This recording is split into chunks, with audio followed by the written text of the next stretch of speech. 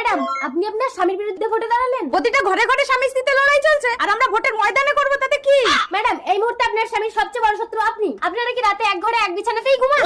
Nonsense! বিছানায় শুয়ে যতক্ষণ জেগে থাকি দুজনের মুখ দুই দিকেই থাকে। ঘুমিয়ে গেলে গায়ের উপরে ঠ্যাং তুলে দেয়। তারপর ঘুম ভাঙলে কি করে?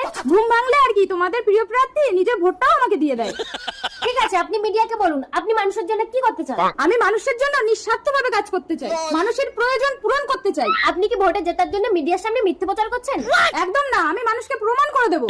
দিদি দিদি একটু শুনুন প্লিজ। रुको जरा। দিদি, তাহলে আমার প্রয়োজনটা আপনি পূরণ করুন। মিডিয়ার সামনে কথা দিয়েছি, বলুন আপনার কি চাই। আমার স্বামী চাই।